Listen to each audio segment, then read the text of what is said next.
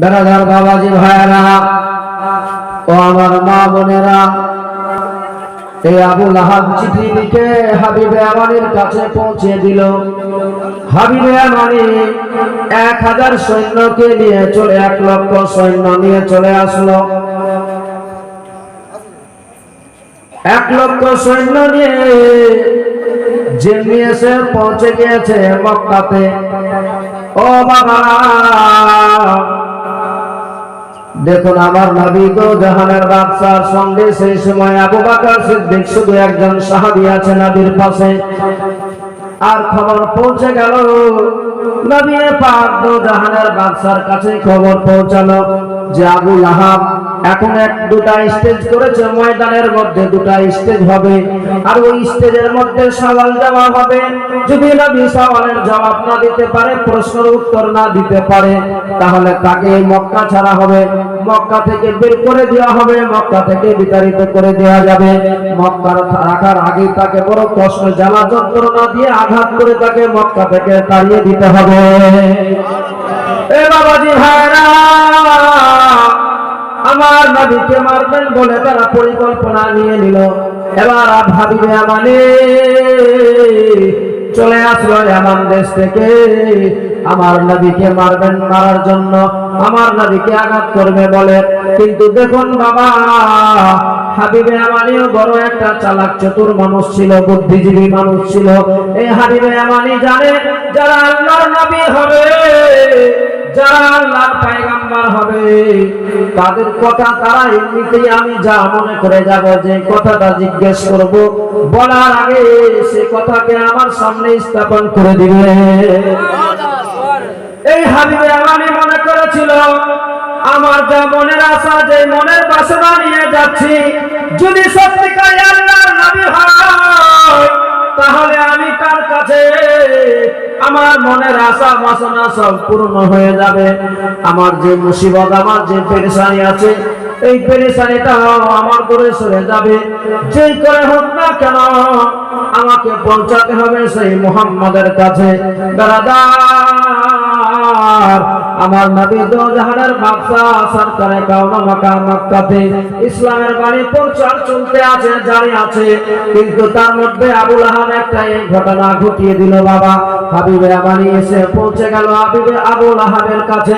আবু লাহাব বলে, দোস্ত আমি আর পারি না মুহাম্মাদের সাথে, কোন রকম তার সঙ্গে মোকাবিলা করা যায় না, যার জন্য তোমারে আমি ডেকেছি। তুমি যদি চাও, তুমি যদি ইচ্ছা করো, তাহলে সে প্রশ্নের উত্তর তাকে প্রশ্ন করবে, সে হয়তো জবাব দিতে পারবে না, কারণ আমি জানি তুমি বড় পণ্ডিত মানুষ। তুমি এমন কিছু প্রশ্ন করবে যে প্রশ্নের উত্তর দেওয়া তার জন্য খুব কঠিন হয়ে দাঁড়াবে। ও বাবারা, হাবিবে আমানি নিজের মধ্যে মনে মনে পরিকল্পনা নিয়ে নিয়েছিল। বলে, ও আবু লাহাব, আমি যা মনে করেছি, আমি যা কথা বলবো, তোমার কথা তো শুনবো না। যদি সত্যি নবী হয়, তাহলে আজকে আমার মনের আশা বাসনা সব পূর্ণ হয়ে যাবে। আমার নবী তো জাহানের বাদশা সরকারে কাওনা মাকা জনাবে মুহাম্মদুর রাসূলুল্লাহ সাল্লাল্লাহু তাআলা আলাইহি ওয়াসাল্লামের কাছে খবর পৌঁছে গেল। নবীজি আমার খবর জানতে পেলেন যে আজকে আবু লাহাব আমার জন্য 2টা স্টেজ করেছে, আজকে 2টা স্টেজ করা হয়েছে। নিজের জন্য একটা স্টেজ রেডি করে রেখেছে, যে স্টেজে সে নিজের ডাঙ্কা বাজাবে, নিজের নাম প্রচার করবে, যে মক্কার লোকে আমার কথা ছাড়া আর কারোর কথা চলবে না, আমার ছাড়া আর কাউকে কারোর কথাতে চলতে হবে না। কেউ যদি আমার কথার বিরোধিতা হয়, তাহলে তার গর্দন ছেটে নিব। যদি তারপর না শুনে, তার আত্মীয় স্বজন বংশধরকে আমি বন্দী করে জেলখানার মধ্যে রাখবো। বাবা ভাইরা, ওই আবু লাহাব মক্কায় এলান করে দিয়েছে, ঢোক দিয়ে দিল, মক্কার লোকেরা চলে এসো আজকে ময়দানে, আজকে মুহাম্মদ আর থাকবে না। এতদিন ধরে যতদিন যারা যন্ত্রণা অনেক সহ্য করলাম, আর তো সহ্য করা যাবে না, যাবে না, যাবে না। আজকে দিনে আজ থেকে ইসলামের বাণী প্রচার বন্ধ করে দিব।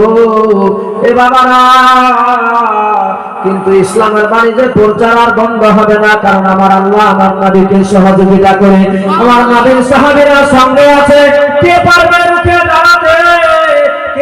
লাস্টের দিকে এই বেঈমান চেষ্টা করেছিল, কিন্তু তারপরেও ব্যর্থ হয়ে গেল, হলো না, কাজ হবে না। দেখুন না, ওই হাবিবে আমানি ওই আবু লাহাবের কাছ থেকে বিদায় হয়ে চলে যাবে স্টেজের মধ্যে, যেই জায়গাতে আবু লাহাব আগে থেকেই লক্ষ্য অনেক মানুষ, হাজার হাজার মানুষের হাতে, কারো হাতে তরবারি, কারো হাতে বল্লম, কারো হাতে ফারসা। এ বাবা, একটা লোককে মারার জন্য কি এত লোক লাগে? একজনই তো কাঁধে, কিন্তু তারপরে এই বেঈমান আবু লাহাবও জানে, আবু জেহেলও জানে যে নবীকে অত সহজে মারা কোনো কঠিন সহজ কথা নয়, নবীকে কোনো সহজে মারা সম্ভবপর নয়। যদি সুযোগ পাওয়া যায় তবে মারা যাবে, নচেত মারা যাবে না চট করে। যার জন্য এই বেঈমানেরা আগে থেকে ওই ময়দানে হাজার হাজার মানুষের হাতে, কারো হাতে তরবারি, কারো হাতে তীর, ধনুক, বল্লম, ফারসা, হেজাজি, সবাই সমস্ত কিছু নিয়ে নিয়েছে, বর্ষা নিয়ে সব দাঁড়িয়ে আছে। আবু লাহাব আগে থেকেই বলে দিয়েছে, ও আমার কর্মচারীরা রে, ও আমার দলের লোকেরা, আজকে তোমাদেরকে টাকা দিয়ে আমি খরিদ করে এনেছি এই জায়গায় লড়াই করার জন্য। আজকে এই মুহাম্মাদের সঙ্গে মোকাবিলা করতে হবে। তাকে দুনিয়া থেকে যদি তোমরা বিদায় করে দিতে পারো তাহলে তোমরা অনেক ইনাম পেয়ে যাবে, আর যদি না পারো তাহলে তোমরা কেউ রেহাই পাবে না, পাবে না। তোমাদের তো করে দেব, তোমাদের হয়ে যাবে ঠিকানা জেলখানার ভিতরে। এই আবু লাহাবের ডরে এমনিতেই যারা হয়তো কেউ মারতে অনেকে চাইছিল না, কিন্তু আবু লাহাবের ডরে তারা তরবারি নিয়ে, বল্লম নিয়ে, ফারসা নিয়ে সব দাঁড়িয়েছিল বাবা। চতুর্দিক দিয়ে ঘেরাও করে নিয়েছে, বামে আছে, ডানে আছে, হাজার হাজার মানুষ অস্ত্র শস্ত্র নিয়ে দাঁড়িয়ে আছে। আর ওই হাবিবে ইয়ামানি 1 লক্ষ মানুষকে নিয়ে এসেছিল বাবা ইয়ামান দেশ থেকে নবীজিকে মারার জন্য। ওই 1 লক্ষ সৈন্য তারাও ছিল ওই ময়দানে। কিন্তু দেখুন না, নবীকে নিয়ে যাবেন বলে যে জায়গায় স্টেজটা করেছে, রাস্তা থেকে মিডিলে করেছে, বিচ রাস্তা দিয়ে যেতে হবে, দুই দিকে শত্রু দাঁড়িয়ে, মাঝামাঝিতে আমার নবীকে ওই শত্রুদের মধ্যে থেকে অতিক্রম করে যেতে হবে। আমার নবী তো জাহানের বাদশা খবর পেয়ে আবু বকরকে বলে, ও আবু বকর, আজকে যেতে হবে ওই ময়দানে, যে ময়দানে লক্ষ লক্ষ মানুষেরা আমাদেরকে মারার জন্য রেডি হয়ে আছে। দেখবে আবু বকর, পৃথিবীতে কেউ আমাদেরকে মারতে পারবে না।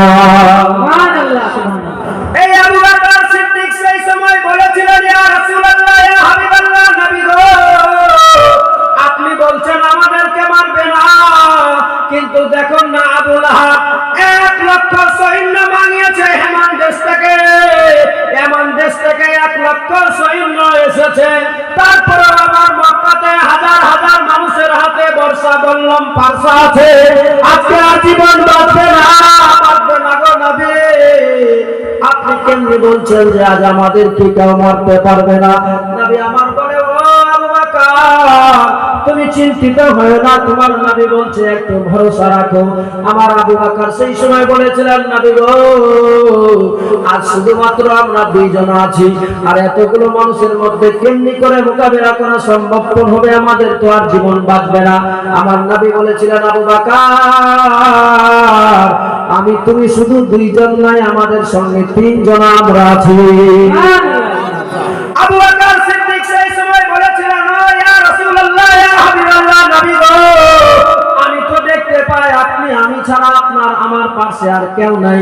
আমার আল্লাহ বলেন, সেই সময় আমার হাবিব বলেন, ও আমার আবু বকর, আমার মায়ার, আমার যেই খোদা তাআলা, যেই সৃষ্টিকর্তা সারা জাহানকে সৃষ্টি করেছে, যেই নবী আমাকে, যে আমার আল্লাহ তাআলা বলে দিয়েছে আপনার দ্বারা ইসলাম প্রচার হবে, আপনাকে দিয়ে সারা পৃথিবীর মানুষকে শরীয়তের পথ, শরীয়তের মতকে বাতিল দেওয়া যাবে, সে আমার আল্লাহ তাআলা আজকে আমার সঙ্গে আছে। আবু বকর, তুমি চিন্তিত হয় না, চলো চলো আমার সঙ্গে।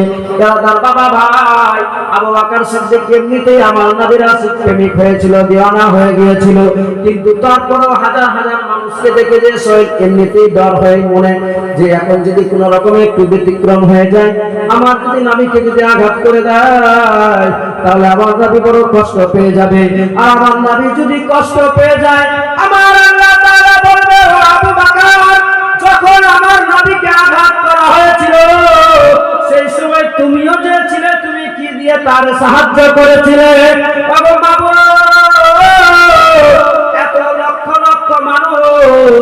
হাজার হাজার মানুষের সামনে কেমনি করে মোকাবেলা করব সম্ভবপর নয়। কিন্তু তারপরেও সে ভাবছে আমার জীবন যাবে তাতে কোনো পরোয়া করি না, কিন্তু শুধুমাত্র একটাই শুধু চিন্তা, যে চিন্তায় চিন্তিত হয়ে গিয়েছে যেন আমার নবীকে কোনো রকম কোনো কষ্ট না হয়ে যায়, আমার নবীকে যেন কোনো আঘাত না করে, কারণ আমার নবীকে আঘাত করলে আমার থাকা বেকার হয়ে যাবে। এই আবু বকর সিদ্দিক শুধুমাত্র চিন্তা আমার নবীকে নিয়ে, নিজের জীবন যাবে তাতেও কোনো পরোয়া নাই, তাতেও কোনো চিন্তা করে না, শুধু ভাবছে আমার নবীর যেন কষ্ট না হয়ে যায়, নবীকে যেন কোনো আঘাত না করে দেয়। আমার নবী বলেন আবু বকর আর দেরি করা যাবে না, চলো তাড়াতাড়ি করে। আবু বকর সিদ্দিক আমার নবীর পিছনে পিছনে, নবী আমার আগে আগে অগ্রসর হয়ে যায়। দেখছে ডানে দেখা যায় বামে দেখা যায় হাজার হাজার মানুষ অস্ত্র নিয়ে সব বল্লম ফারসা নিয়ে দাঁড়িয়ে আছে আমার নবীকে মারবেন বলে। কিন্তু দাদা যেমনি আমার নবী ঢুকেছে ওই হাজার হাজার মানুষের ভিতরে ঢুকেছে, ঢোকার সঙ্গে সঙ্গে দেখা যায় যে লোকগুলোর হাতে তরবারি ছিল হঠাৎ করে সবার হাত থেকে তরবারি বল্লম ফারসা সব ছুটে পড়ে গেল। আবু বকর সিদ্দিক যেমনি দেখেছে, দেখার পরে সে আবার ভাবে আমি কি সত্যি দেখছি না মিথ্যা দেখছি, আমার কি চোখের কোনো ডিফেক্ট হয়ে গেল?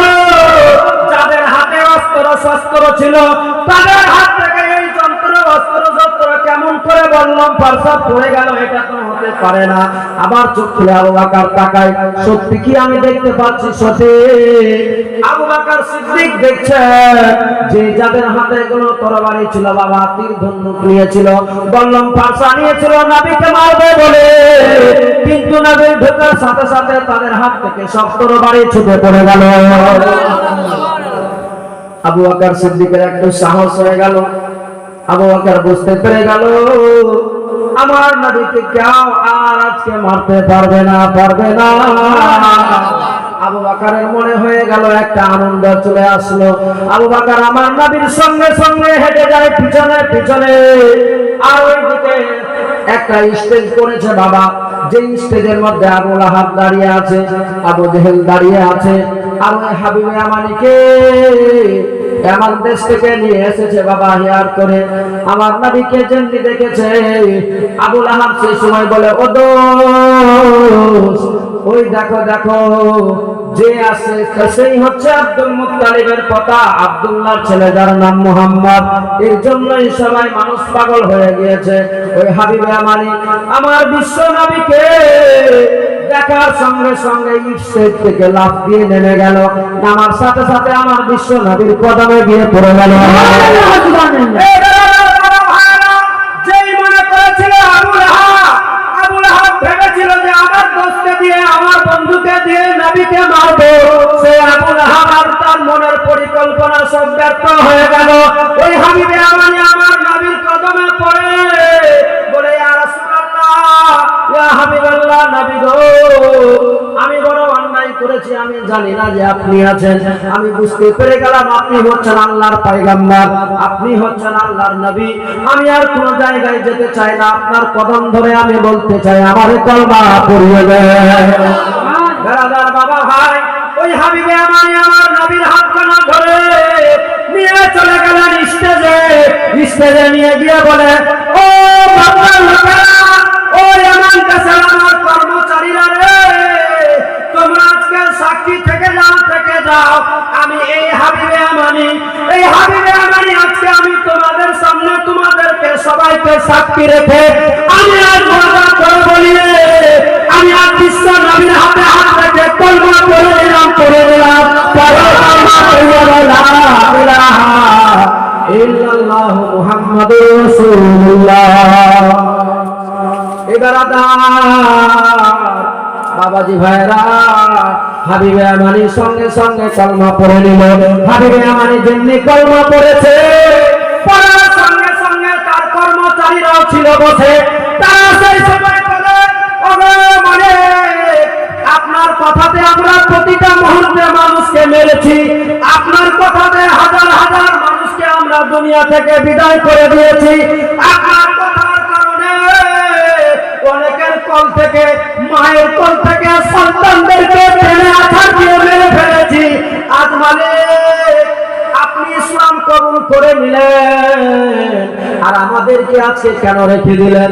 এতদিন আপনার কথার উপরে চললাম, এতদিন আপনার আশিক হয়ে থাকলাম মালিক, আর আজকে আপনি স্বার্থপর হয়ে গেলেন, আজকে আমাদের বলে ভুলে গেলেন কেন গো? আমরা তো কালমা পড়তে চাই। হাবিবে আমানি সেই সময় বলেছিল, তোমাদের যদি ইচ্ছা হয়, তোমাদের যদি মন বলে পড়ে নাও তোমরা সবাই সাথে সাথে। একমাত্র হাবিবে আমানির যেই কর্মচারীরা ছিল, আমার নবীর হাতে হাত রেখে সবাই কালমা পড়ে নিল। জোরে সুবহানাল্লাহ, সুবহানাল্লাহ। কেমন নবীর সম্মান ছিল, যে নবীর চেহারা দেখার সাথে সাথে সব মুক্ত হয়ে গেল। হাবিবে আমানি কলমা পড়ে নিল। এ বাবা, ও বাবাজি ভাইরা, ও আমার সিংহের ভাইরা, ও আমার পর্দা আড়ালের মা বোনেরা, শুনুন মনোযোগ সহকারে। ওই হাবিবে আমানি বড় আশা নিয়ে, মনের বাসনা নিয়ে, বড় চিন্তায় চিন্তিত ছিল যে আমি বিশ্ব নবীর কাছে একটা কথা স্থাপন করতে চাই, আমার নবীর কাছে একটা কথা আমার রয়ে গেছে। আবার ওই হাবিবে আমানি বলে, ইয়া রাসূলুল্লাহ, ইয়া হাবিবাল্লাহ, নবী গো, একটা কথা আমার কিছু জিজ্ঞেস করার ছিল, কিছু বলার ছিল। এবার হাবিবে আমানি যে ইসলাম কবুল দেখে নিয়েছে, আবু লাহাব, আবু জেহেল কে কোন দিক দিয়ে পালানো কোনো তাদের ঠিকানা না। কারণ যারা ছিল তারা তো কবুল করে নিল, স্টেজ থেকে নেমে তারা নিজের জীবন বাঁচার জন্য সব পালিয়ে চলে গেছে, পালাচ্ছে। ওরা ভেবেছিল হয়তো যে আবু লাহাব ভাবলো যে হয়তো হাবিবে আমানি আমার কাছে দেখা করতে পারে, কিন্তু হাবিবে আমানি যে কবুল করে নিয়েছে, নবীর কাছে গিয়ে বলছেন, ইয়া রাসূলুল্লাহ, ইয়া হাবিবাল্লাহ, নবী গো, আমি তো কবুল করে নিলাম ইসলাম, তবে একটা আমার কথা, বড় মনে আশা বাসনা আকাঙ্ক্ষা নিয়ে এসেছি আপনার দরবারে। নবী আমার বলছেন, হাবিবে, ও হাবিবে আমানি, তুমি যা মনে করে এসেছো আমার সব জানা আছে, যাও তুমি বাড়িতে পৌঁছাও, সব তোমার মনের আশা বাসনা পূর্ণ হয়ে যাবে। সুবহানাল্লাহ, জোরে জোরে সুবহানাল্লাহ। হাবিবে আমানি, তুমি যা মনে করোনি, আমি বিশ্ব নবী সব জানি, চিন্তিত হও না, হও না, যাও, তোমার সমস্ত মনের আশা বাসনা আকাঙ্ক্ষা সব পূর্ণ হয়ে যাবে। হাবিবে আমানি বলছে, আল্লাহ, আমি চাইলাম নবীর কাছে, নবীজির কাছে এই কথাটাকে তুলে ধরবো, কিন্তু নবীজি আমাকে তো কথাটা বলতেই দিল না। কি বলতাম আমি, তো আমার তো মনের কথা মনেই থেকে গেল, কারণ সে তো আর আমার নবীর ব্যাপারে পুরোপুরি সম্পূর্ণ ভালোভাবে বুঝতে জানেনি বা পারেনি, কারণ শুধুমাত্র নবীর চেহারা দেখেছে, নবীর চেহারা দেখে সে ইসলাম কবুল করে নিয়েছে।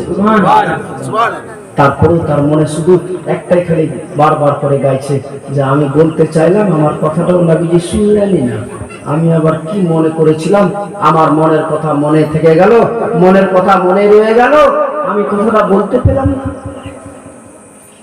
নবী আমার বলেন, ও হাবিবে আমানি, চিন্তিত হয়ো না, ও হাবিবে আমানি, চিন্তা করো না, চিন্তা করো না, যাও যাও যাও যাও, বাড়িতে যাও, যে উদ্দেশ্যে এসেছো, যে মনের বাসনা নিয়ে, যে মনের কামনা নিয়ে এসেছো, আমি নবী সব জেনে গিয়েছি, যাও তুমি বাড়িতে গিয়ে সব বুঝতে পেরে যাবে। এ বাবাজি ভাইরা, হাবিবে আমানি এবার আর দেরি না করে চলতে লাগলেন বাড়িতে, কারণ হাবিবে আমানি যদিও তার মনে নাই শান্তি, সে তারপরেও একটু শান্ত যায়, মনের মধ্যে বুকে হাত লাগায়, বলে, ও হাবিব রে, আজ অন্য কারোর মুখ দ্বারা কথা বের হয়নি, এটা বিশ্ব নবী বলেছে, এই মায়ার নবী, দয়ার নবীর মুখ দ্বারা যখন বেরিয়েছে, তাতে আমার চিন্তা করার কোনো কারণ নাই, যেতে হবে বাড়িতে গিয়ে দেখি আগে কি হয়েছে। বাবা ভাইরা, ও মায়েরা, হাবিবে আমানি ঘোড়ার উপরে চেপে গেলেন, নিজের কর্মচারীদেরকে সঙ্গে করে নিল, কর্মচারীদেরকে সঙ্গে নিয়ে খাটাম খাটাম খাটাম খাটাম করে দ্রুত গতিতে চলে গেলেন নিজের দেশে। নিজের এমন দেশে গিয়ে যেমনি নিজের দরওয়াজার সামনে পৌঁছেছে, টক টক করে আওয়াজ দিয়েছে, বলে, মা, দরওয়াজা খুলো মারে। যেমনি দরওয়াজায় আওয়াজ দেওয়া হয়েছে, ভিতর থেকে যেন কে সালাম দিয়ে দিল, আসসালামু আলাইকুম ইয়া আব্বাদা।